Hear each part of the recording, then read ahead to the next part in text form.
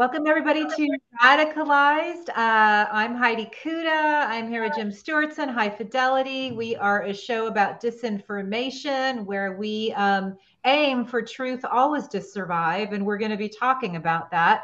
We have war correspondent Zarina Zabrisky back with us today. We're super stoked. She's been boots on the ground in Ukraine, and she has an incredible perspective because she was born in St. Petersburg, spent summers in Odessa, has lived in the United States for most of her life. But when this phase of the war broke out a year ago, she went to Ukraine to do a lot of reporting. And I don't think anybody has a more keen or poetic eye on what's going on than Zarina. And so we're really grateful to have her. Yeah. Zarina's the best. She is. We're going to talk about the insanity of Russia, and we're going to talk about what we can do to prevent the insanity for, continuing to leach into America. Like that is going to be a theme. Zarina is going to debunk the shit out of you tankies and morons who keep calling Ukraine some kind of Nazi state. You're yes, gonna, she is. Like, sorry, you guys, you really got to give that up because it's really dumb. And well, they've been affected by the poison of Russia's tentacles that extend all the way around the globe. And we'll talk about that. The people who are saying that Ukraine is a Nazi state is the Kremlin. You understand? So the Kremlin. So when you're saying that, when you're repeating that line, you are repeating the Kremlin line. That makes you a Kremlin propagandist. So just be honest about it. If you're going to be a Kremlin propagandist, just go ahead and say it. Yeah, sure. Leftist. Yeah, sure. Zarina is going to absolutely punch a profound hole in that bullshit narrative from her firsthand perspective of living in Ukraine and being Jewish and talking about their Jewish leader. She is going to there were so many mic drops, as Jim noted, when Zarina was speaking. We were just kind of like, oh my gosh. So, although, to be honest, she did ask us what mic drop meant afterwards. It's a cultural thing, man. Anyway, let's get there. It wasn't a technical problem. It was you being awesome. It was so cute. She's like, I wasn't sure if it was a technical thing or what it meant. So we all started doing like illustrations of mic drops. I'm going to send her some gifts, we've interviewed her multiple times. There is a handful of people that we bring back repeatedly because we can never mine their knowledge enough with 1 or 2 episodes. And Zarina is one of them. And I'd like everybody to please stay until the bitter end, because you're going to see something that is very tragic and beautiful, but very important to stare, yet we have to look into the face of the insanity of this war and do everything we can to help support the Ukrainian people. All right, so let's just jump right into Frontloaded.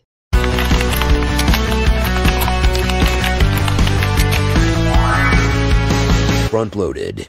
Look at that hardworking girl. She actually usually works from her bed and not a desk, but that's okay.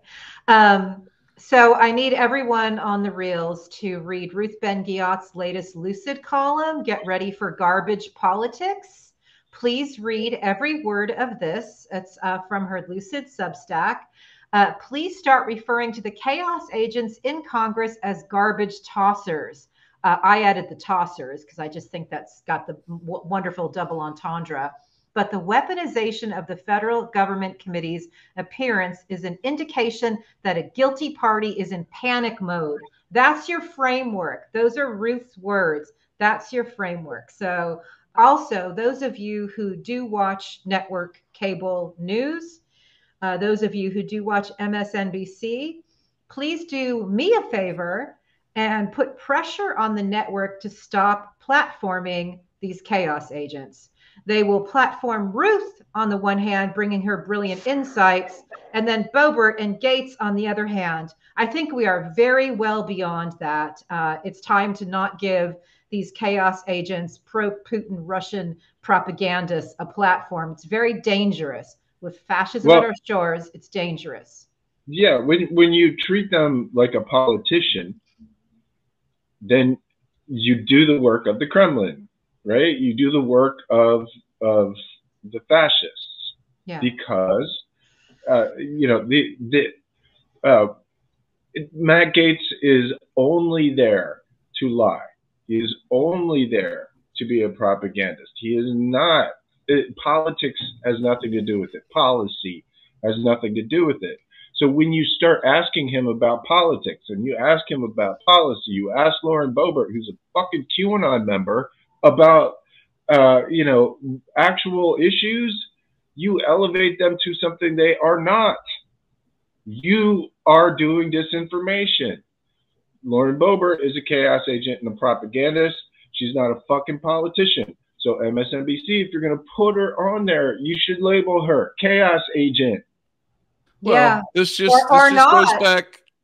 goes back to my question, Jim, and it seems to apply to more and more realms of our reality. Are you incompetent or are you complicit? Are you just serving the bean counters in the front office? Either way, that makes you complicit. If all you care about is what your numbers look like compared to Fox, then you are complicit. This is not America 10 years ago or 20 years ago, 15 years ago. It's 2023. If you're both sidesing shit, which is what I'm getting to my next point, then you are the problem and you are the enemy. And that's why the next item here, Betty makes the big time. In a very short period of time, all of my friends made me a Substack bestseller. So I want to thank everybody because this is actually how I'm earning my living right now. So I'm very grateful. I'd like to refer you to my latest one, Read Quotes, Fight Fascism. I'm doing a whole series where I round up books, films, quotes. And that one is quotes from all of the experts that we have on the show, so people have an idea of where to go to help give them more armor and tools as they bring the message that we put out to their community, trying to make it very simple. But also, I want to bring this up because it's very clear to me, corporate media is a fail. It's failing to serve the public. And so independent reporters like Jim and me and Ruth, Jim coming from his gaming background, Ruth coming from her Italian fascism, history professor background. There's a number of people that are becoming the news and the media, and I encourage you to support those people because cable news gave Trump $2 billion in free advertising in 2016 because they made $200 billion. Well, that's all well and good for the Les Moonveses of the world who said, and I quote, Trump campaign may not be good for America, but it's damn good for CBS. Well, guess what? 7 years later, it's still not good for America. And they still either haven't learned or, as Hi-Fi said, they're complicit. So please support independent reporters like Zarina, who you're going to hear from, because we're the ones actually trying to stop this autocratic capture that seems to be occurring with, the fourth estate sort of asleep at the wheel. It's almost like the press doesn't want to report on all these Kremlin propagandists and all this bullshit because they've been missing it for 7 fucking years. Yeah. And they're embarrassed by it. They're embarrassed by the fact they were platforming Charles McGonigal, who said that there was no connection between Russia. Come on, man. Guys, you're going to have to fucking face the music. Realize you missed the entire boat. And I'll talk about this in Hellscape. Yes. For years. Yes. You have to own up to your failure. And guess what? We would welcome you if you do. When I wrote Confessions of a Fox Blonde, it was scary, but I wrote it and 40,000 something people have now read it. And a lot of my colleagues congratulated me. those who are still in the system, it's up to you to force the change if you can, or start working for those who are actually trying to tell the truth in this time of grave deception. Start working on the side of truth, and probably folks will sleep better at night. But we would welcome corporate media to say, oops, we fucked up, and start joining us in the reporting we do, because, you know, we could use some more troops fighting on this side. So yeah, it's like, why are we having to fight the goddamn press and the media for these stories? Like, handing it to them on a silver platter. Here, yes, go run with it, please. Here's the investigation. I don't give a shit about that. Fucking take it. Take my whole giant thread and fucking put it in the paper. I don't give a shit. Well, at this point, it's not. At this point, it's not even about the media. What needs to happen is our government, particularly President Joe Biden, needs to acknowledge that we are being subjected to hybrid warfare by foreign nation states who do not have our best interests in mind and are trying to destroy us from within. And feeding us tube-fed brainwashing sludge. I'm going to keep repeating Zarina, because in just a handful of words, she was like, that was it. And she's been talking about the ongoing brainwashing of the Russian people that she grew up with, and that continues, you know, even you know, as I'm speaking in this moment. So thanks for that very robust beginning to the show. But the last item I have for you is only because I personally love Brian Jonestown Massacre, and I wanted to share a weird history retweet by Anton Newcomb, because apparently it's been more than a decade since Iran banned the mullet. And I just thought that it was worth noting that Iran took steps to ban the mullet.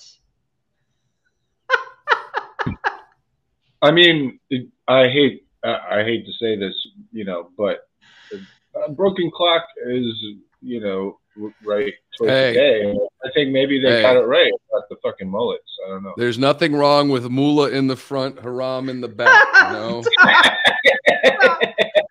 In all seriousness, everybody needs to know what's happening in Iran, because it's very dire and people are being murdered.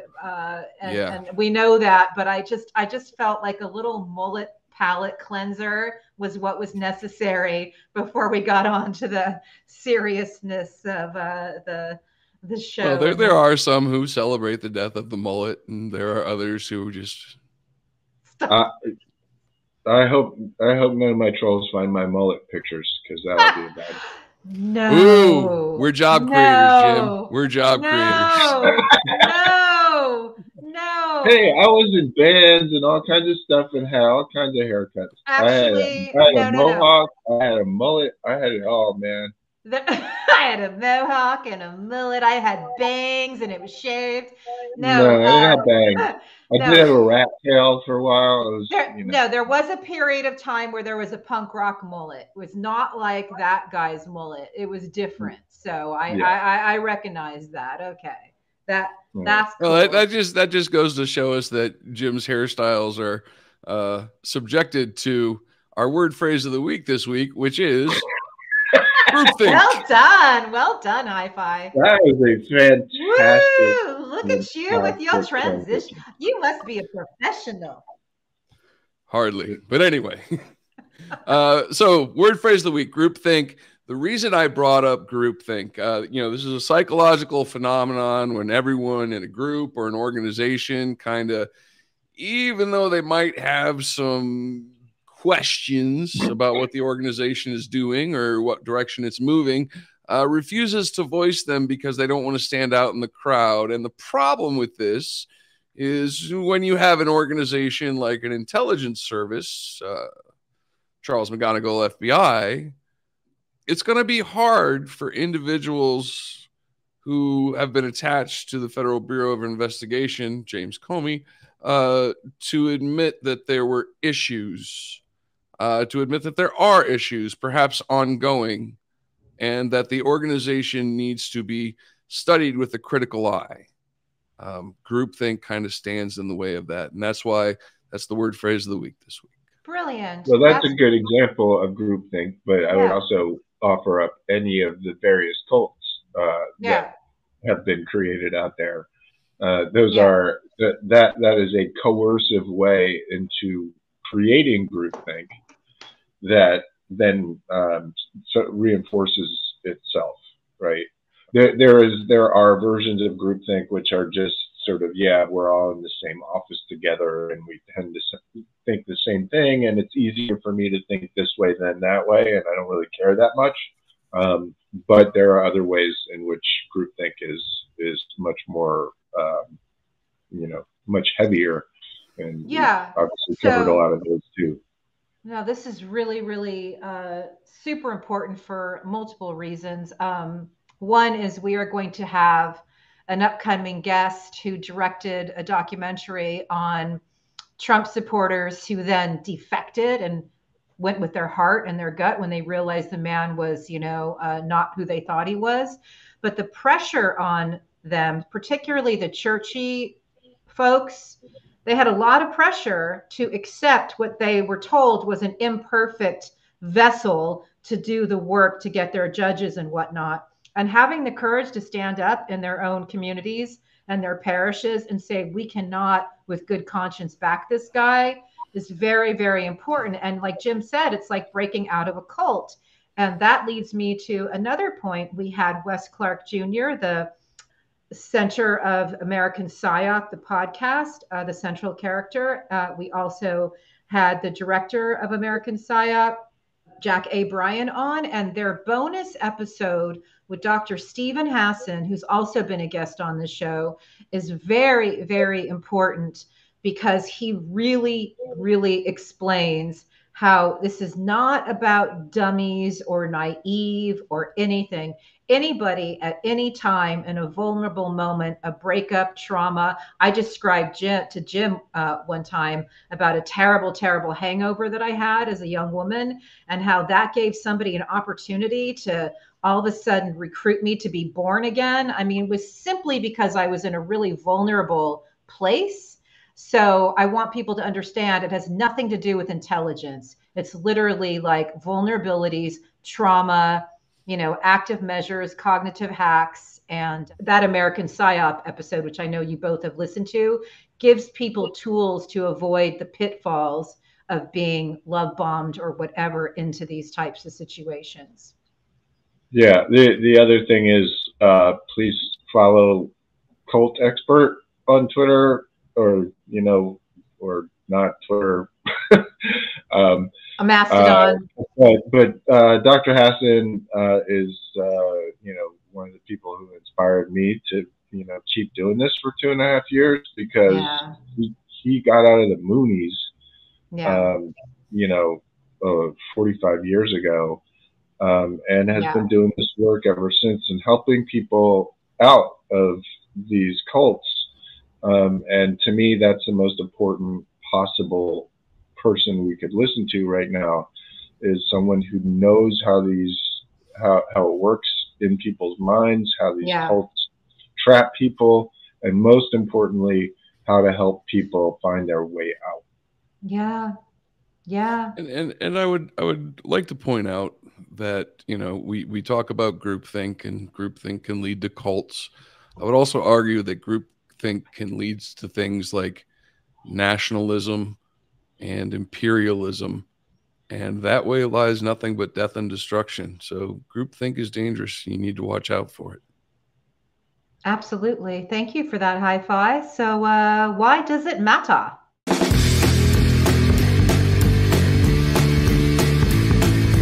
Why does it matter? Why does it matter? By High Fidelity. First story this week, we're going to talk about how the nation sold out the nation. And this story comes to us from our friends at Byline Times. Woo, woo. And this is a scathing criticism of not just the periodical known as The Nation, but also the fact that the Columbia Journalism Review refused to print this. Yeah, both have been problematic for some time. The Nation's been part of the horseshoe for some time. And the Columbia Journalism Review is an example of what we talked about many episodes ago about the halls of academia not being immune to, you know, what we are doing on this show. And some of the specifics in this article are just absolutely astounding. Even after articles that had been printed in the Nation were proven to be not only not factual, but in fact outright lies, did not print retractions, did not acknowledge really wrongdoing in any way, shape, or form. And that is so far beyond the pale. I would hope anyone who is, you know, still engaged with that periodical to reconsider their relationship with them. It's heartbreaking.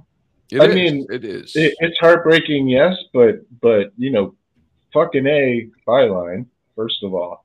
Yeah. Like, we need more of that, right? Like, there's a lot more of that to do, right? I mean, thank you for doing that to the Nation, but you know, there's a lot of that sort of influence. Yes, not only in the press, but also in academia. Well, I would also point out there are a number of you know, researchers out there who always find particular angles, you know, that smell a lot like Russian borscht, not the Ukraine version.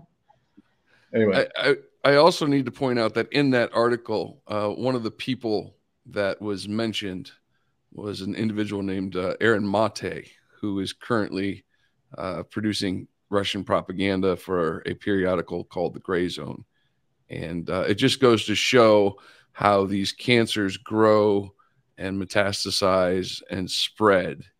And that is why it matters.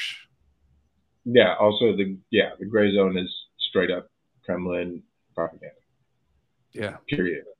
Brain tube and brainwashing sludge. In case you missed it, one of the main guys on Gray Zone, a guy named Matt Taibbi, who is a blatant Kremlin propagandist, is the guy who was doing all the Twitter files to show how Twitter was super liberal and was being mean to all the right wingers.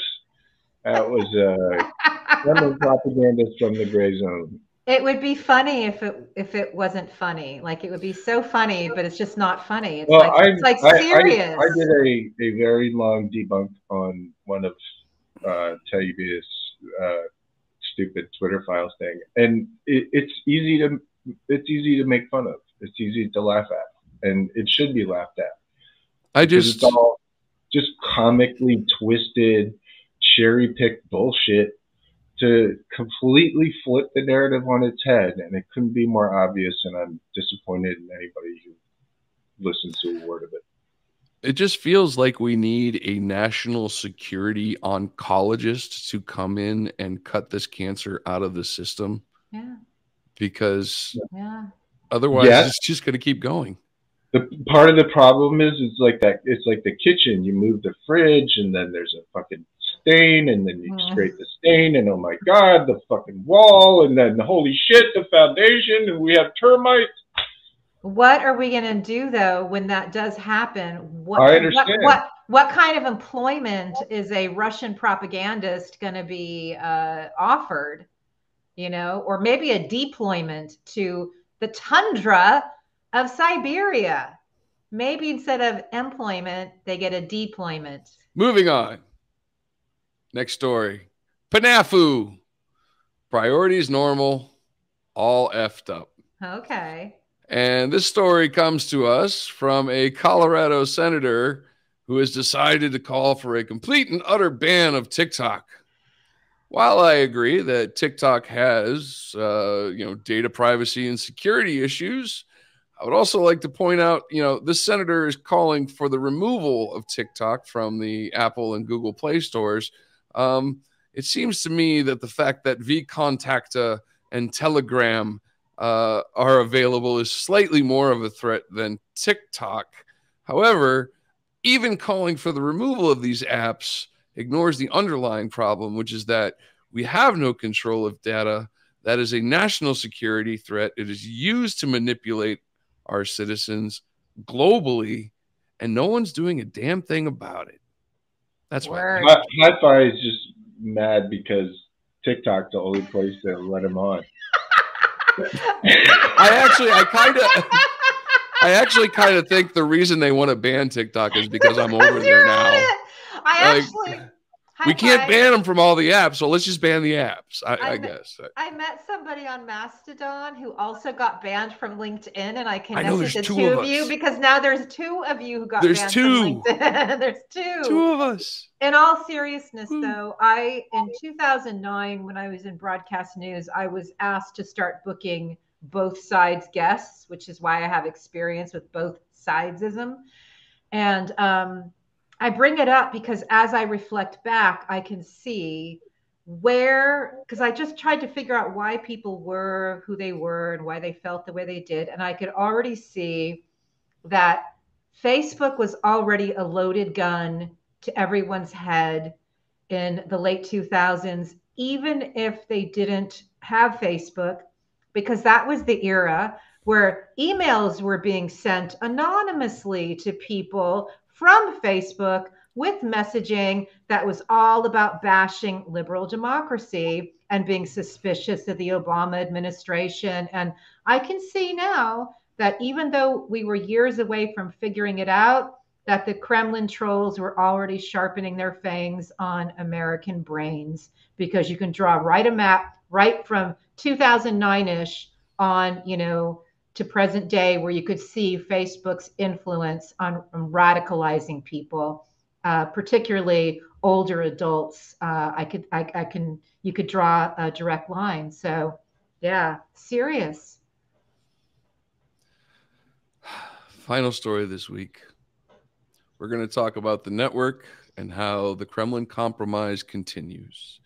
And this story comes to us from the OCCRP, and it details how a Kremlin-linked group arranged payments for a whole bunch of European politicians and academics, preferential treatment to journalists.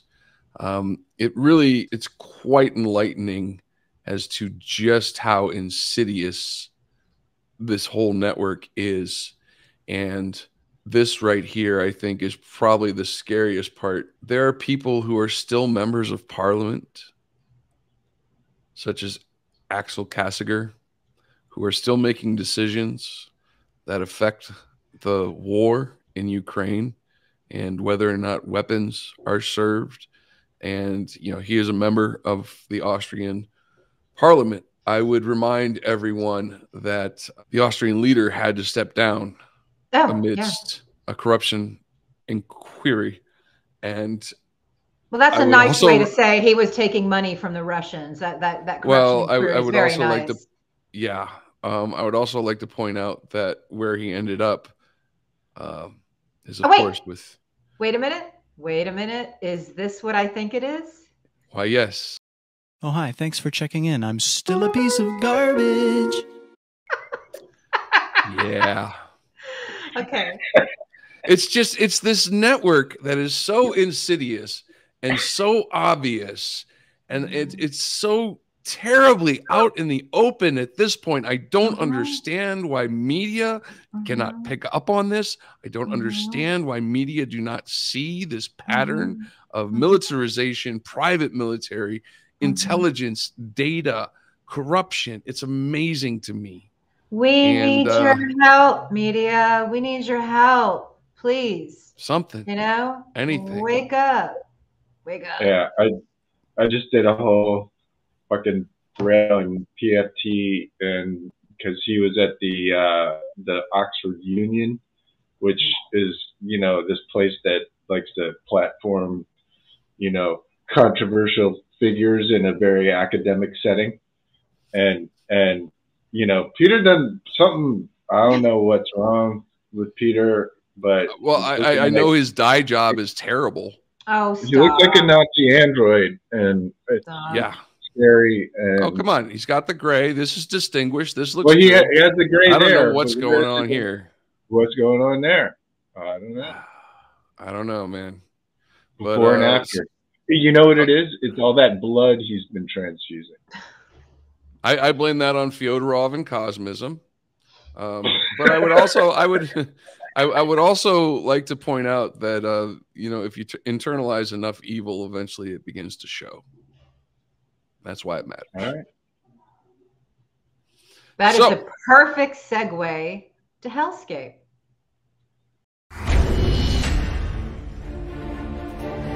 Jim Stewartson's Hellscape. Oh, fuck. Today, I want to talk about 2016. I want to talk about the fact that almost everything that we see in terms of propaganda relates back to the original crime of the Kremlin, with the help of American traitors, stealing the presidency from the most qualified person to ever run for president to hand it to a Kremlin puppet. This is a fact that you can just look at with news articles and video and indictments, right? Indictments of the counterintelligence chief of the New York FBI during the election, in which Hillary Clinton's emails were reopened 11 days before the election by James Comey. I want to talk about the fact that our press, our government, basically everyone who should be protecting us, who should be telling us what happened and helping us deal with the ramifications of it, seem to be willfully ignorant about things that are in front of people's face. In short, there's a big secret, like there's a big lie that was being told in 2020. It's a big secret that's been out there since before the 2016 election. The big secret is, again, our presidency was stolen by a foreign government with the help of American traitors in every branch of the government, but we're going to focus in particular on the FBI. Mike Flynn, Steve Bannon, Roger Stone, Peter Thiel, Eric Prince, Donald Trump.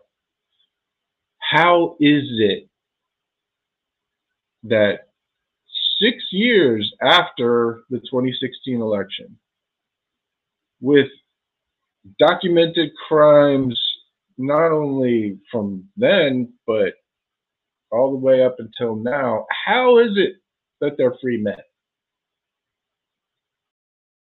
It is not explainable by, you know, the wheels of justice turning slowly. This is the wheels of justice not turning. It also brings to mind something I've talked about before here, which is the January 6th committee, as good of a job as it did at showing that Donald Trump knew everything. It didn't actually show anything about how it was actually being planned. Who done it? It wasn't Donald Trump. Donald Trump is a puppet who was put there in 2016 by the people I just mentioned. We don't need to hear more about Donald Trump. Everyone knows Donald Trump is a fucking criminal. Has been, by the way, for 50 years, apparently with the full understanding of the U.S. federal government, by the way. The McGonigal thing should, I repeat, bring the whole goddamn thing burning down to the ground.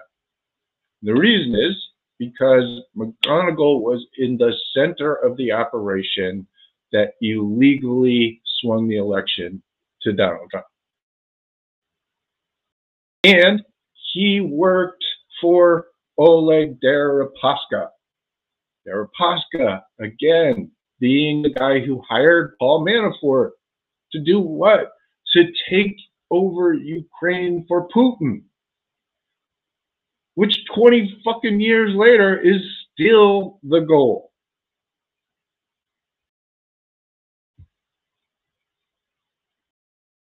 So it brings up the important question.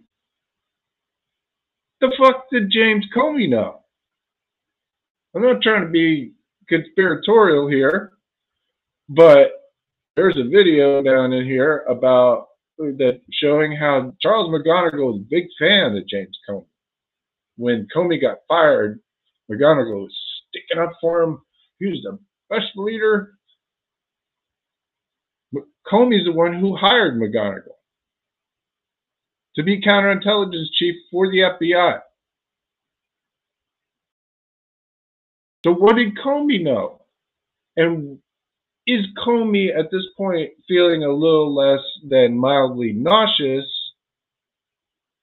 about swinging the goddamn election to the Kremlin? I would like to know. Look, don't listen to me, for God's sake. Listen to Timothy Snyder, who will tell you that the press was fully bought in to this line of bullshit that was being manufactured by who? Charles McGonigal and Mike fucking Flynn. Mike Flynn paid Brian McCauley $28,000 to make up the story that the New York FBI was pushing on Comey. None of that would work if the press, the feckless press, wasn't completely either unwitting or not falling right in line. FBI sees no clear link between Russia and Trump. Really? FBI, a week before the election. Timothy Snyder will be happy to completely dismantle that entire thing. Now, once it was stolen, right, the amount of bullshit that has been put out there to cover that up is unbelievable. And it continues to this day. One of the biggest things that QAnon and its associated cults yammers about constantly is fucking Russiagate. Russiagate came from a disinformation operation. It came from the Alpha Bank hoax, which was pushed by chaos agents on Twitter and everywhere else.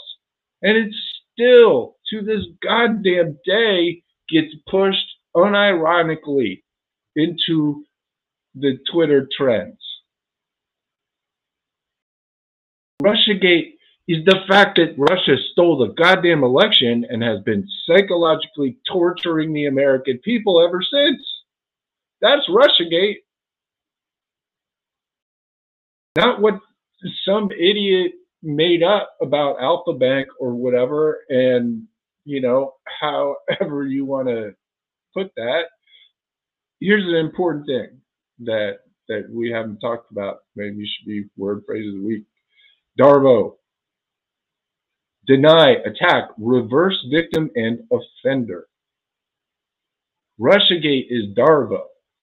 Russiagate is don't blame the Russians, blame Hillary, blame China, blame the Jews or Israel or whatever, anything but the goddamn Russians. That's Darvo. It is classic. It is what every gaslighter does to the person they're abusing, whether it's millions or one-on-one. That's what all of that is. This is a little graphic I made because these trends came up all at the same time. And I think it's a really important concept for people to understand, this idea of the horseshoe. And I know I've talked about it before. But you have guys like Jimmy Dore, who claims to be super leftist and a man of the people, and he likes unions and whatever the fuck. He's a Kremlin propagandist, period. Full stop. He's just as Kremlin a propagandist as Mike Flynn, who is on the other side of the horseshoe. And it's entertaining because they're starting to interact with each other and they like each other, you know, even in public now a little bit. But they're two sides of a fucking horseshoe, right? Fake socialism, fake nationalism. What did the Nazis call themselves? National socialists. Neither of those two things is true. They were not nationalists in the sense that they gave a shit about their nation. And they were sure as shit weren't socialists. That's just made up in order to pull leftists in to their genocidal ideology. Don't be one of those people. Don't fall for this shit. If you're watching the show, you probably aren't. But help people understand. When this bullshit comes up about Ukraine are Nazis. No, no, no. The Nazis are on the other side, as we'll hear. Blame Hillary, not the Russians, is Darvo. That's QAnon. That's the whole thing. Covering up for the greatest political crime in history. And I'll say it one more goddamn time because I can't say it enough. The man who orchestrated the whole goddamn thing is still out there. And it would be a real good thing if anybody who could, and lots of people could, arrest Mike Flynn. From one hellscape to another, we are going to be bringing war correspondent and novelist and poet Zarina Zabrisky live to us from Ukraine. Before we bring Zarina on, she did an interview with another war correspondent and a good friend of the show, John Sweeney, the author of Killer in the Kremlin, which is a great book. If you haven't already read it, please do. She interviewed him on a Ferris wheel, very third man style, and here's what he had to say. I'm here with John Sweeney, the legend of modern journalism, and John is going to tell us some stories about Ukraine and also the killer in the Kremlin. I am, but first of all, we're going up in that thing. Here we are with John Sweeney in Kiev on a Ferris wheel. Hello, John. Hi. It feels like a scene in The Third Man, and at some point, Zarina, you're going to tell me about democracy and cuckoo clocks. Well, let's start with the breakdown on the weapons and our Western allies and partners helping Ukraine and the overall strategy, kind of summing it up for the past year, for the anniversary of the full-scale invasion, John. Yeah, so what's happened is that just the other day there was a massive conference of NATO and the American base in Germany at Ramstein, and they didn't give what the Ukrainians wanted. They wanted, for example, 300 main battle tanks so they can get out of the trench warfare which they're stuck in, which the Russians like, because the Russians have got, remember, Russia's got a population 3 times as big as Ukraine.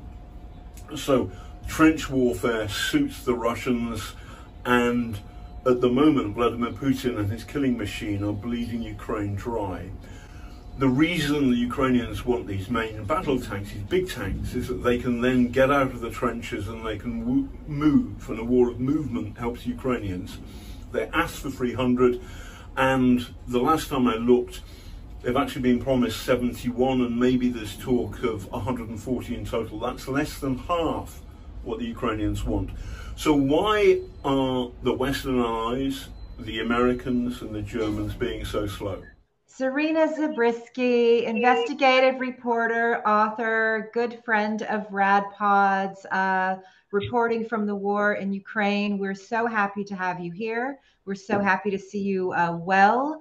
I can only imagine what must be going through your head, knowing that, you know, this has been a long, long battle, but the last year of this war and the escalation of this war has revealed pretty much the carnage we all expected, but not the response, I think, from the West that was necessary. So can we start there?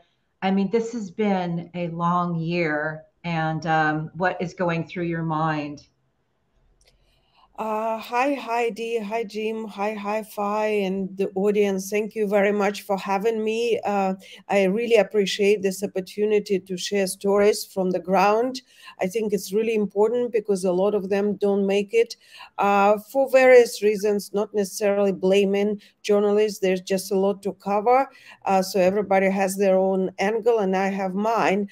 And I just came back from a 2.5, almost 3 weeks tour, I guess is the word, of Ukraine, going from the very west to the very south, and then through the heart of Ukraine to the east and then north, and then all the way back to the very west, where I am now in the Carpathian Mountains, to process all the material that I have accumulated along the way. And I have seen so much throughout the year and on this trip right now. So what I am working right now is a big article, end of the year of war article for Byline Times supplement, and it will be a big one where I want to dig into various aspects of war, and that's what is on my mind. So I want to analyze the military aspects, which will include perhaps forecast, that would be interviewing the experts I like the most, Ukrainian and perhaps Western as well, and then political, and that would include external and internal. And for external politics, what's important to focus is the relationship and evolving, developing relationship with the Western partners, with the NATO, with the EU, and of course with the United States.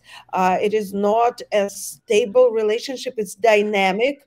I think it's good, it's positive, and I am seeking to interview some good people, good experts, important for this process. So that would be good, but also internal political process in Ukraine, because you might have heard that there's a lot of changes right now on the way, and there's a lot of fighting corruption. We see it, we feel it.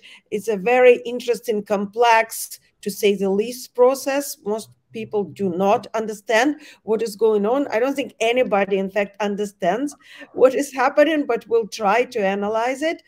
Then economy, which of course suffered by some preliminary estimates about $600 billion as of December, and I think the number is growing by day. We're talking environmental damage, we're talking infrastructure, we're talking every kind of industry. So that is very important. And then here comes the mechanism for the future to restore it. And for that, what is important are the possibilities to sanction the Russians and to use the frozen funds, frozen assets of Russian oligarchs for Ukraine and for recovery of Ukrainian economy. Wow. Yeah. And, of course, what is also important is culture, because it suffers tremendously. And I'm not talking just destroyed museums or educational institutions and theaters, which I have seen in every city I've visited, but we're also talking about changes in linguistic mentality of the country. There's a big process going on when people are now switching from multilingual to speaking Ukrainian, and it's not an easy process. It's not straightforward. There's a lot to be discussed there. So this is something that I want to explore as well. And then another aspect of the war is a hybrid war. And this is what you guys specialize in. And of course, that is one of the most important aspects because it's ongoing, it's tough. The Kremlin is pushing on a daily basis. The narratives are being imposed on us from every single angle. And right now we have Twitter joining in by shadow banning Ukrainian accounts, by silencing Ukrainian stories and voices. The same going on for Facebook, where most of Ukrainian activists or analysts are banned. And I personally know many of these people. And this whole information space is a huge battlefield. So oftentimes people forget about it when they speak about military on the ground, the offensive, counteroffensive, tanks, and jets. But we need to always remember the hybrid war situation and the information warfare. So this creates this big, vast field, you know, like a fabric, kind of tapestry, right? Yes. Like see the big map of the world with all the aspects coming in, almost like three-dimensional. And of course, going all around the country at the heart of this whole process and seeing it with my own eyes, experiencing it on my skin helps me and puts me in a good position. And by now my Ukrainian is getting more and more fluent. I was even translating some for some colleagues who couldn't understand. So that also helps. So yeah, I'm looking forward to the next 10 days. This is why I've chosen the relatively quiet. We still have air raids, but we don't have, knock on wood, bombings in Carpathian Mountains, too close to Poland. So they only bomb places like this by mistake. I need to focus, I need to have electricity, and hopefully this analysis and interviews with different people will come out well. So thank you for asking. And this no doubt. Well, it should be noted that you often stay in Odessa, and right now the people there are without power again, without all the basic things that they need. And so for you to work, you've had to find another place to stay. And I'm very glad that you have kind of basically what's the equivalent of a safe house right now. There's a lot of stuff that we want to cover with you. The clip that we opened with that our viewers just saw with you and John Sweeney, famous war correspondent, doing a third man routine on a Ferris wheel. Obviously, John is talking about the various endings that he feels that fragile monster Putin has coming. But what were some of the real important things? We're going to put the link to the full interview in our YouTube text, our information.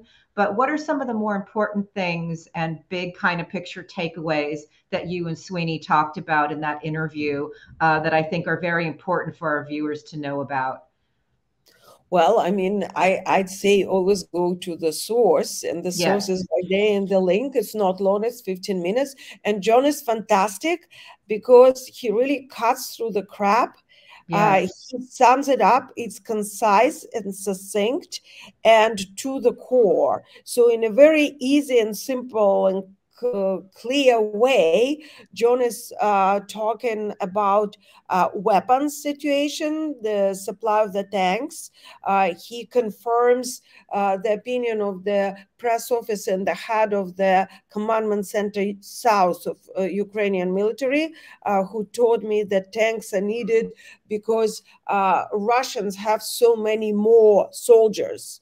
And Ukrainians don't have as many people to throw back at them. So that's why tanks are needed, because you might have heard leopards. And by the way, there's the distinction that we didn't have time to go into with John, but there are Leopards 2 that are wanted, and then there are Leopards 1. And they are not really wanted, Ukrainian military experts tell me, because they are kind of out of use, and they don't have the advantages that this other more modern equipment, Leopard 2 tanks, have.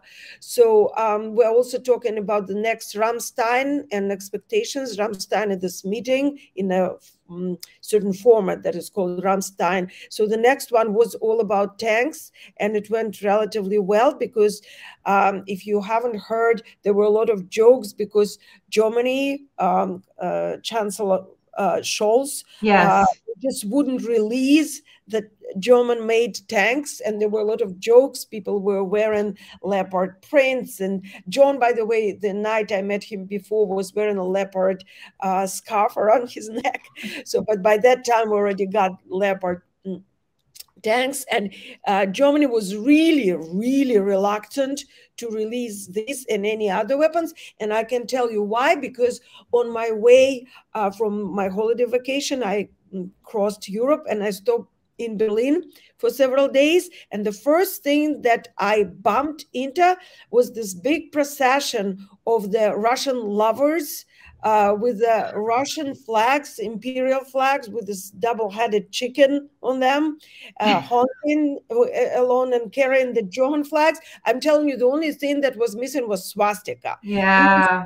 Horrible, like my hands were shaking. I have a video, there's a tweet floating around somewhere of this. And most importantly, that happened precisely at the moment as the residential building was hit in Dnipro. Remember that horrible day? That was I think 32 people were killed. That was precisely at 4:30 p.m. That's where these people with Russian flags were running around Berlin, screaming, "No weapons to Ukraine! No weapons to Ukraine!" Zarina? Yes. Do the Germans understand that this is Tatushki or no? No, Germans are there. Believe me, I spoke to many Germans. There were many Germans participating in this march, and even those who are not participating in the march expressed their opinions to me precisely. This is a quote. Well, we debate about everything in the German society, and we debate about this war. And I was pretty pissed at that point. We already knew about the victims in Dnipro. So I told this person who was quite prominent and academic and a scholar, and I told him, well, last time you had this debate, you ended up in the Nuremberg, trials. Right on. Which I strongly believe. So German position, and of course, there are very many Germans who support Ukraine and who wrote to me to apologize to Ukraine for that. But it's not the majority, especially people from the former Eastern Berlin and Soviet-held territories. Somehow, miraculously, Stockholm mentality, victim mentality, or Stockholm syndrome. Stockholm syndrome, yes. or I don't know exactly what is wrong with them, but this is certainly a very strong tendency. And this is why Scholz was sitting on the tanks. But lo and behold, the tanks are now released. Everything is good. There's a coalition of 12 countries sending Leopards. They're arriving. It will take some time for Ukrainian soldiers, military, to learn to operate them.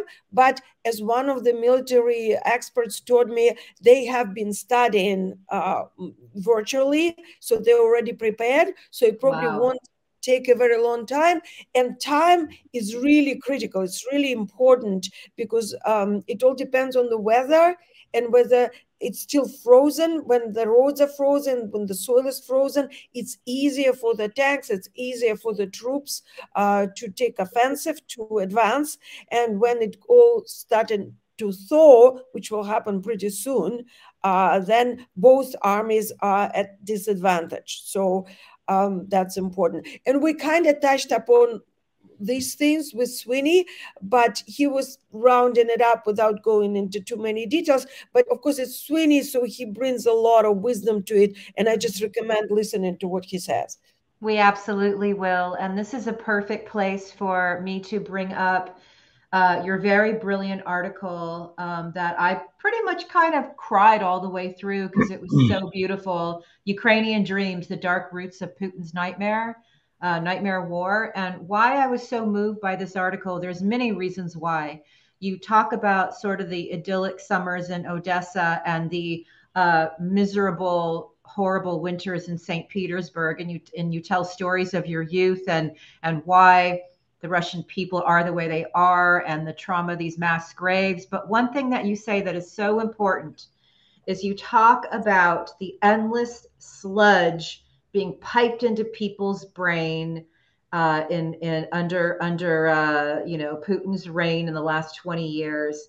And I think that's kind of what you were also talking about at the beginning of this episode, where you were talking about how people continually do not kind of have that mental armor against ongoing cyber warfare, active measures, disinformation, and the words that you used, just about like, I'm gonna pull up the exact words because it was brilliant. That piping of that sludge into people's minds. That's our war. We're feeling it here in America. Clearly, you're feeling it there. We have been begging our president to stand up and say, we are a target nation of this type of warfare. We need to build defenses against it. And it's just not forthcoming. And it's not getting better on its own.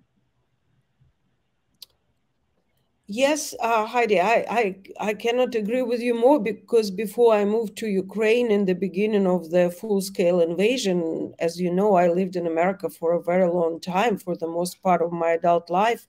And for the last 10 years or so, I've been screaming at every corner about the hybrid war and exactly that America is being targeted, that American audience is being brainwashed, and people were just laughing at me. Well, nobody laughs at me anymore, but not that many people recognize it. And I see the results of this continuing brainwashing campaign every day in my feed, or even in the newspapers that I write for. Right. Can I ask you on that point? So I, after a year of being banned, I'm back on Twitter, and the way I figure out, what the sentiment is how I get trolled, right? Who attacks me?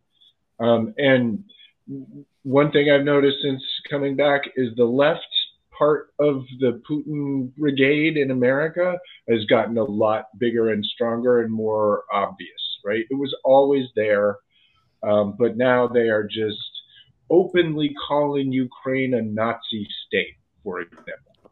This is a constant, perpetual drone in the United States from both the right and the left, all because of one very small part of the Ukrainian military that had some neo-Nazi roots, which has all, been removed out of the military.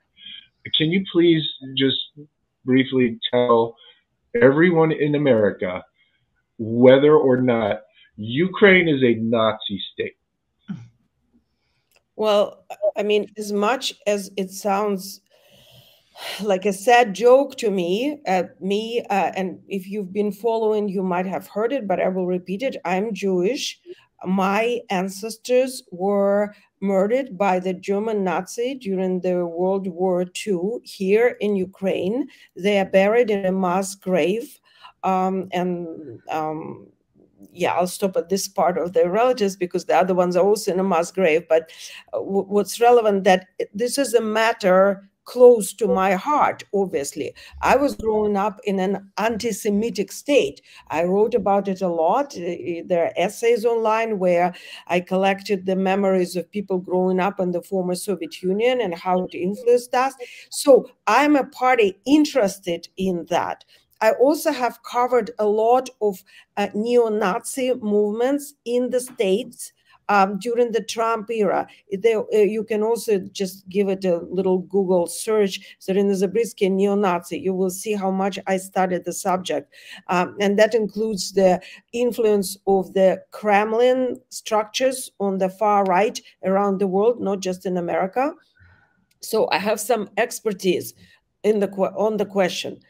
I also interviewed the wives of Azov fighters who are currently being in Russia. They were captured and they are being held as prisoners of war. So I couldn't speak to them, of course, but I spoke to their families, trying to figure out exactly that. And I also spoke to a leading expert on the far right in Eastern Europe, Vyacheslav Likhachov, and this interview is forthcoming. I just didn't have time to process it yet. It's one of the things on the back burner. And I can tell you that Ukraine is the least anti-Semitic country at the moment that I have lived in or been to and experienced. And I've been to a lot of countries. I have family all over Europe. Obviously, I'm from America, and I grew up in Russia. First of all, we do have Mr. Zelensky, who's the president of Ukraine, democratically elected by the majority of this country. He's openly Jewish. His ancestors, just like mine, were perhaps shot by the same Nazis, you know, only in a different place, from Kryvyi Rih. So I can tell you that the country, I think it's the only one in the world right now that has a Jewish president.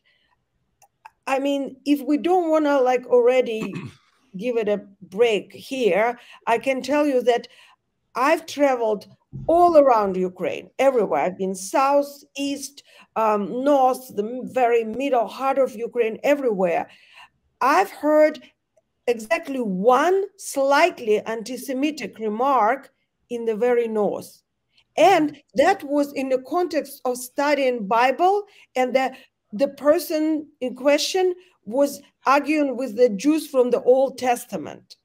Now, I am sure there's some anti-Semitic people in Ukraine that I just haven't met because they're everywhere. In Uman, which has Jewish quarter, and I reported from it for the Jewish New Year and interviewed a lot of Jews. And I was, by the way, given a Ukrainian policeman for protection because the Orthodox Jews, the Hasidic Jews there, didn't like a woman reporter, and they sometimes attack women. So I had Ukrainian cop with a big gun protecting a lot of them, protecting the Jews and protecting me from the Jews. So, I mean, so one of the Hasidic Jews I spoke to, Joseph, who moved to Ukraine and lived in Uman, which is the land of my ancestors, when I asked him, are there anti-Semites in Ukraine? He said, yeah, but they're everywhere. They are in Israel, and there are more of them in Israel. I have a video of that on one of my channels, so anyone can see that. So, and I say, how is that possible? He's like, it's possible, it's possible.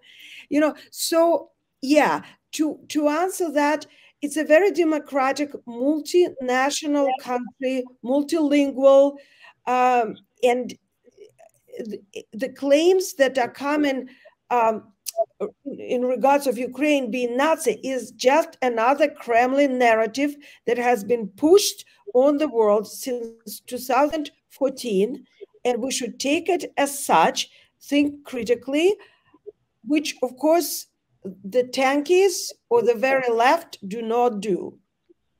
Thank you. Mic drop. Tankies, please listen to the person who's actually there. I wanted to just follow that up real quick. The actual Nazi problem comes from Russia, and part of that is actually the Wagner Group, which is a private military contracting company set up by Putin, with all sorts of neo-Nazi problems. And in the United States, Wagner is overtly recruiting Americans using neo-Nazi signaling. They have 88 in their profile names, etc. It's blatantly neo-Nazi. So I just, for our partly gullible American audiences, can you just tell them just briefly about Wagner Group and why, under no circumstances, should they sign up? Well, I guess gladly. The reason I'm smirking is because again, it's all on the surface. Zelensky is a Jew. He's the president of Ukraine. Wagner is, in case you haven't made the connection, is called after Richard Wagner, who was Hitler's favorite composer and who was used by the Nazis for various propaganda purposes. And this is a known fact confirmed by the people who found Wagner. It's not my fantasy. It's been stated by them. Wagner was an anti-Semite as well and wrote anti-Semitic public essays. Yeah, like knowing the intellectual capacity of the people who serve in Wagner, they might have not read any essays by Nietzsche. I think you're probably right. But all they know that this was good. This was Wagner. That was they listened to. They are not intellectuals. They are not historians. And for the record, I love Wagner's music, but I do not love what the man stood for and how he was co-opted by Hitler and the Nazis. And you're right, Prigozhin goes to prisons in order to try to recruit some of his, soldiers. So you're right, they're maybe not, Not to be a snob, definitely not. It just, I studied the subject. I do have, again, if you do want to check, you can just Google Zarina Zabrisky and Wagner, and there is a very long article with a lot of details, and there you will see the wonderful Wagner people, wonderful quote unquote, I'm being sarcastic here, who are Zig Heilin and wearing swastikas. And they are confirmed, again, through pictures from Wagner. So, again, we don't need to go through the past, what's about. These are facts. Yeah. These are the people. We have a Nazi-leaning group of convicts, of criminals, hardcore criminals, and of course, they are looking to reinforce their groups, because today we got news that they are trying to recruit women from prisons in Russia, and these people are terrible sexists. It only shows you that they're running out of resources. Yes. So they're starting to look at any possible source, and there's like women, Americans, I don't know, aliens. But, it doesn't surprise me, because in the beginning of the war, I found a floating ad, which very much sounded to me like Russian mercenary hire in America. And at this point, I was very concerned, but it was the first or second week of the war. So I was concerned about like 1 million things. And I passed it on to people who had more possibilities to check on that. And after that, I wasn't going into that. So it doesn't surprise me. I believe that they would. They already have this experience because, again, I was working for this one European organization as a researcher and an investigative journalist, and we did a study of French and Spanish and Italian recruits, mercenaries that were fighting on the Russian side in Ukraine in 2014. There are very many, and when they returned, they actually participated in Yellow Vest movement, with Russian flags and Russian insignia. So it's all interconnected. No surprise here. Again, I like to look at things. I'm a novel writer. So for me, you have to see the whole big picture, not just one detail here, one detail there. Yes. These things without going into any conspiracy theories, because you have to fact check. But they are connected. They are the parts of this network that the Kremlin has been building for decades. Yes. Like even in the Soviet Union, the KGB turned into FSB, and these are special security services in Russia would just change names, and Putin was one of them. So they just continued that work. Putin was in charge of recruiting foreigners in Berlin, and I'm sorry, in Dresden, in Germany, East Germany. So they are just continuing to do what they know how to do. And they will use bribes, they will use compromise, they will use sex, they will use anything in their power. PR goes a long way. A lot of people now, like those mercenaries from France and Spain in 2014, they were in there for fame. That's another strong motivation, and it works like a clock. It's human psychology, and these people really know psychology, and they really know how to use it in hybrid war. Wow. Right. Yes, Hi-Fi. Speaking of networks, I want to bring up this article here from the OCCRP. We talked about this earlier in the show, but what this really points to is Russia is buying influence all throughout Europe. I would argue they're also buying it in the United States. What are your thoughts on this? Well, I'm very, very happy to see it. This hardly revolutionary for those people who've studied it for years and who've researched it for years. I'm just one of them. I'm certainly not in the, one of the first in the avant-garde of the investigative journalism on the subject, but even are you okay? I'm just laughing. Yeah. Well, yeah, I'm laughing and I'm crying because, that should have been known, clear, and that should have been taken care of long time ago. Because in 2019, for instance, I wrote an article for Byline Times about Sweeney. I don't know if I pronounce his name right. And he's a former spokesperson for Italian Deputy Prime Minister, Matteo Salvini, who participated in secret negotiations for Russian funding of Italy's Lega Nord far-right party.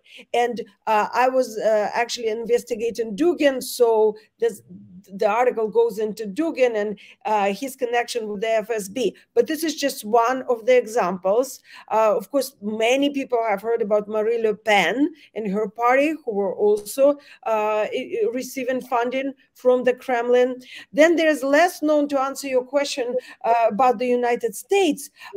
There was a very peculiar little story, not well known at all, but I believe my material was used actually for some kind of official inquiry into the process when the Senate of the state of New York adopted a resolution on the action called Immortal Regiment, organized by the Russian Youth of America, and another, they like long names. So it's Coordination Council of Organizations of Russian Compatriots of the USA. All you need to know that they're the Kremlin organizations funded by them. And there was Assemblyman Luis Sepulveda, a Democrat actually, and he was the key sponsor of this Russian-American History Month and Immortal Regiment resolutions. And his chief of staff was a Russian guy who participated in many Russian government-sponsored forums and conferences and events. And there were all these organizations standing behind them called Heritage, Россотрудничество. You might have heard these names or not, but this is a vast network of the Kremlin influence. And so what's interesting that in 2017, before this resolution was adopted, there were 26 members of the Legislative Assembly of the state of New York who visited Moscow, St. Petersburg, and Tatarstan on this trip, visiting luxury hotels and the most expensive restaurants in Moscow, where a suite would go for like $900 per night. So as you could see, it's hardly new. Yes. And it actually started a long time ago. And one thing I witnessed myself. I was once an interpreter at the very start of my career in the 90s, in the mid 90s. And there was the EU ambassador to Moscow, no less, Mr. Emerson, who was offered a consultant job with a 3-year contract and a salary of $70,000 in exchange of giving the right to distribute the monetary aid funds to Russia. And I was there as he agreed to this bribe and actually asked for more money. That was a bogus job that didn't exist. He would be receiving it, and he wouldn't be doing anything for this organization. He would just pass on the right to distribute this money. There was actually a big scandal that was revealed. I quit the day of the negotiations because you could have been killed for being a part of it. So I quit, but some other interpreter jumped on, and there was a big and scary story, and it ended up in the British magazines and newspapers at the time, but then it was all silenced. And for 20 years, there was no information about it. But the reason I'm telling you about it now is because I've seen it with my own eyes. I know how they do it. And I see it continuing doing it. So this network that has been just revealed now with whoever these people from OCCRP, the OCCRP in Germany. Yeah, like I read the article, but it hardly came as a surprise. What comes as a surprise is that nobody really revealed it earlier or did something about it earlier. Right. And Jim, this would be a great place for you to brief Zarina on what happened on January 23rd with the indictment of a retired FBI agent and his relationship. Well, I mean, the most obvious example of this kind of thing is Donald Trump, right? And like he got turned by the KGB in the 80s. And has has been basically a Russian mafia lieutenant for a half a century, right? With Manafort, a gray cardinal. I mean, right. And so speaking of Trump, the reason why he became president was because of a bunch of Kremlin psyops in America, including the whole emails investigation. And Hillary's email investigation was reopened 11 days before the election, if you recall. And the reason for that was because the New York FBI was pushing a story that there were new emails on her laptop, right? Comey listened to that, whether he was witting or not, I don't know, but he listened to that story, reopened them, and her candidacy was officially tanked, giving our nation's presidency to a Kremlin puppet for 4 years. It turns out that the head of the counterintelligence at New York FBI, the guy who was pushing that, is a Kremlin asset, has been working for Oleg Deripaska since before the 2016 election. And so that's my little story about how this kind of thing not only turns people, into propagandists for the Kremlin, in some cases turns them into, I don't know, the leader of the free world for the Kremlin. Anyway. And Zarina's like, tell me something I don't know. Like, you've been covering this for so long. Well, I mean, I think it's good to repeat it because people forget there's a lot of new, the news flow is being renewed all the time. Yes. Excuse my tautology, but there's overwhelming amount of information. And like we said earlier, the narratives keep being pushed on us. And the people, the propagandists rather, not people, in the Kremlin are very well aware that by now many in America are familiar with this point of view. So they're actively fighting it, and they will be pushing their counter narratives. So it's important to repeat it and not to say it just as a hearsay. I have spent many years studying it and wrote it all down. By now, and not just I did, but in fact, John Sweeney on our Ferris wheel ride mentions that as well, that he, along with the British intelligence and the US intelligence services, believe that Trump was a Russian puppet. He was being manipulated by Putin. There's a brilliant book by Craig Unger, The House of Trump, House of Putin. He actually, I'm very grateful, he quotes some of the research I did. At the time, we all quote, similar sources because they are there. There was open source research. You just had to look carefully, and many people didn't have time or didn't have this angle on it. And I don't blame anyone if you didn't, because I don't know many things. I don't know the current event situation in Argentina at this moment. So if somebody would be telling me something, I possibly would believe what I hear just because I don't have enough information and I don't have enough time to do my own research. So we're not dismissing anyone for not knowing it. I actually want to say it to whoever is listening. If you didn't know it, if you didn't believe it, I understand it. There are many things that I don't know and I don't believe.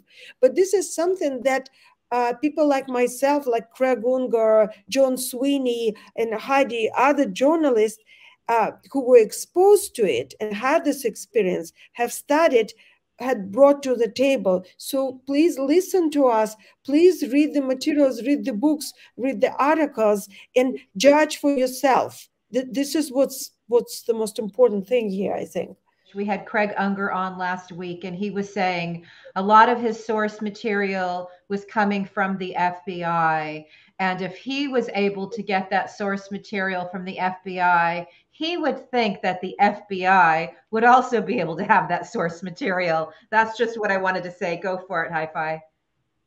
The final thing I want to ask, and I'm going to play a short clip from Keir Giles. Please. About people who have been compromised by Russia. And I'd like to hear your thoughts on what he says in this clip. The pattern, unfortunately, that seems to underlie a lot of the most enthusiastic Russian propagandists is that they have been dealing with severely damaged personalities and personal failure for most of their lives. In fact, the overlap between the number of Russian propagandists who also turn out to be convicted sex offenders is absolutely startling. There are some deep-seated fundamental personality flaws that actually predispose people to being available to be made use of by Russia. And if you look back at the KGB handbooks for recruiting agents of influence, agents of subversion, or indeed propagandists, then you can see very clearly that Russia understood the misfits make the good targets, the people with a grudge, the people who feel they've been treated unfairly by the world because they've been consistent failures, and therefore seek revenge. And you can see that revenge coming through so strongly in some of the verbal attacks that you hear from the trolls, from the so-called independent journalists, the ones pushing the Russian propaganda lines, because the bile and the vitriol and the hatred that they pour out when they're talking about people who criticize Russia, it's extremely personal, and it's plainly tapping deeply into their own personality defects. What do you think about that? 100%. Yes. I mean, I know that, and I think we might have mentioned that before in our shows, but I understand that not everybody watches every show, so I'm just going to repeat it.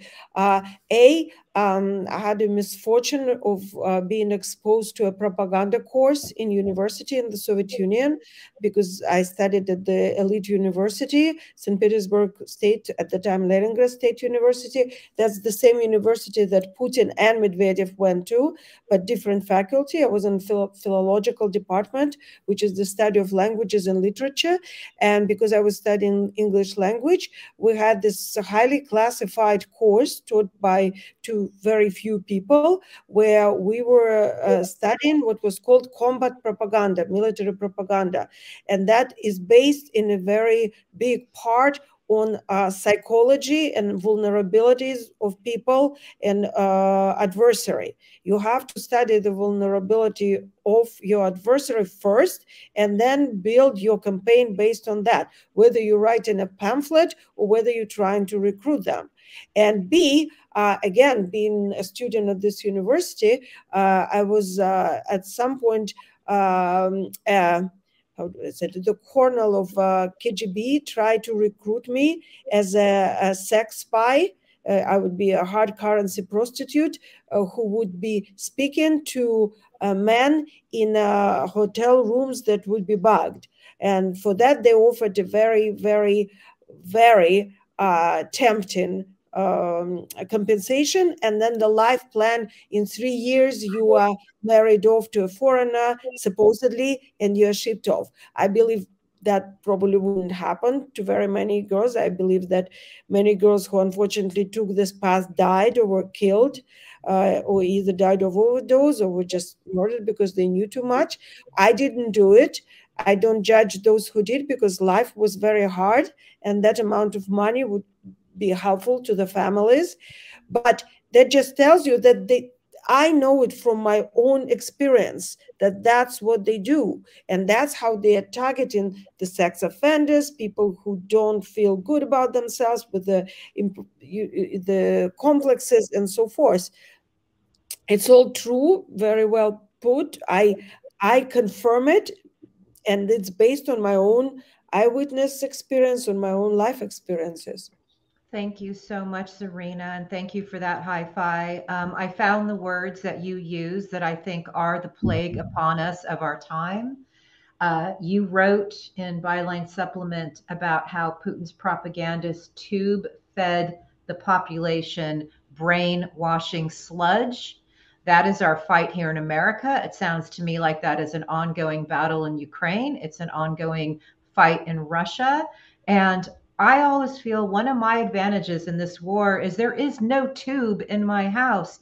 Yes, there's phones and there's laptops, but when it's the televisions, when I watch the Russian propagandists on TV, all I think to myself is, I hope that I see them in The Hague for war crimes, because they are propagandists and they are tube feeding their population brainwashing sludge. And as our friend Paul Nyland told us, anybody who is being celebrated on Russia's propaganda TVs from America, Lauren Boebert, Marjorie Taylor Greene, Tucker Carlson, they're on the wrong side, because Russia is not our friend, it is our enemy. And any comments on that?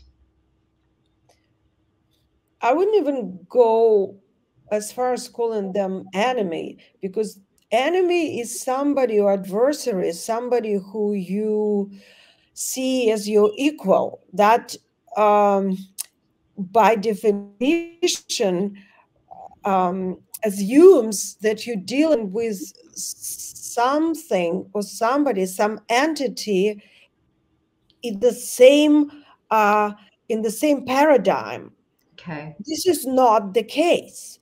We are dealing with a nation that is sick, deeply, deeply, mentally, collectively sick. The very, just like the Nazi Germany was at the time, like once in a while, nations fall sick. And this is what happened to Russia. It is not an enemy. It is some form, some force that needs to be defined better. And this is what I'm constantly thinking about. I might not necessarily have the right words yet, and I don't know if anybody does. But we're dealing with insanity here, rather like with a disease. In the very beginning of my journey as a journalist, Johnny is a journalist. It's late here, guys. It's morning there. It's late here. But when I just started to write about that in my capacity of a journalist, not a literary writer, at some point I was talking to some magazine or another, and I couldn't find words to express my feelings. So instead, I just drew this little cartoon, and I'll send you the cartoon so you can probably put it there. But this is me, and this is you guys asking me like, so Zarina, what can you tell about the situation in Russia? And I look up, and there is this giant monster, like the size of the world, the dark force that with claws and teeth falling upon me and you and everyone, about to destroy our world as we know it. And what can I possibly say to that when I've seen so many dead bodies during this last year? I've seen charred, burned humans. I mean, I've seen things that I might not necessarily want to talk about now, but I've certainly photographed them and wrote about them enough. And took videos of them. They are inhumane. These things are inhumane. And that force that is coming at us from there, trying to masquerade as an enemy, as a different alternative to the world development, is not this force at all. It's a massive insanity. It's a void into which we don't want to fall. So I don't know if I expressed it. That was brilliant. It was brilliant. Another mic drop. All I was thinking is that insanity is what they are leaching into my country, and why we fight so fucking hard on this show, because we see that tube-fed brainwashing insanity sludge coming here, and we want it to stop. Zarina, before we let you go, the thing I wanted to ask you is, we're going to end on a clip that you sent us from a funeral procession. But I need to know how you are doing. You have seen the torture chambers. You have seen a lot of death and destruction. You've talked to us about the psychology of the torturing and how it's meant to impact the living. And I want to know how you're doing and how you're managing. And then I want you to tell people what they're about to see before we end the show. Well, thank you so much for your concern. It's certainly appreciated. I want to think that I'm doing all right. And the reason I'm doing all right, because I have a purpose. I am doing my job. I'm not there as a helpless victim. I'm in Ukraine by my own choice. And in a capacity as a writer, as a war correspondent, as somebody who is recording all these horrors with the one purpose. I want to bring these people to the tribunal. And there is already a talk about this tribunal, and a lot of European authorities are agreeing to that. So does the US. I think we will see this tribunal, and I want to be reporting from it like Hannah Arendt did, you know. And so I want to provide as many evidence pieces for this tribunal as I can. So that makes this, you know, situations when I'm exposed to things that I normally wouldn't be, more bearable, because I have a purpose. I mean, sometimes in the evening you have to drink quite a bit to forget what you've seen. That helps. I mean, I drink a lot of cognac sometimes at night, not all the time, but you know, we were just in Donbass the last week. We were not there for a very long time. It's hard to be there for a long time, but it's very, very hard. You see the destruction in the villages. You've seen death. You see fire. You see terrible destruction. And so the soldier that you will see, that what you're about to see is nothing like that. It's actually a very beautiful thing. It's a ceremony of a funeral of a soldier in a peaceful city that is now not occupied. It's controlled by Ukraine. Ukraine is called Slavutich, and it's a satellite town of Chernobyl nuclear power plant station, 8 kilometers from Belarusian border. And so a young man, 27 years old, who wasn't from this town, but he had his fiancée there and his little daughter there. And so the wish was to be buried there where his family is. And he was killed this week, just a few days ago, under Solidar. This is close to Bakhmut, and this is the hottest spots in the front right now. And we were very close to Vuhledar. We were about 15 minutes away from there. And I saw a lot of the soldiers, you know, who are serving there. And at the time when this funeral was happening in Slavutich, in a beautiful little church with beautiful singing in Ukrainian, and the ceremony and the bells ringing on the church, and the whole town came over there in the snow to say farewell. And this point, the massive air raid started all over Ukraine. Yeah. And that's what you will see there, and you'll see people kneeling in the snow. And this was probably harder to watch in some ways than death and destruction, because there's so much dignity and pain and that silence with the siren. I mean, I was holding my phone. It was very, very cold, so I'm holding my phone, and I had tears running down my face, and I couldn't do anything because, you know, I'm holding my phone, and I had to walk, and all these people saw me walking past them and crying, and it wasn't comfortable. It was very uncomfortable, but I couldn't do anything. I wanted the world to see what Ukraine is going through. And my tears are nothing compared to that. I'm like you guys, we are not, I have a choice of leaving. I can turn around and leave. These people are there. That's their home. That's their life.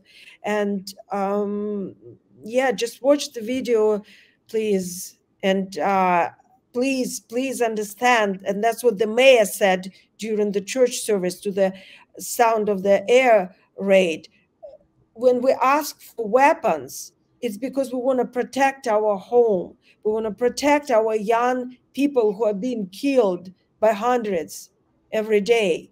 We just want them out. What will end this war is the Russian troops retreating, going back to Russia. And the only thing will make it happen are the weapons, the Western weapons, and Ukrainian troops. Zarina, thank you so much for joining us today. We're so grateful to have you.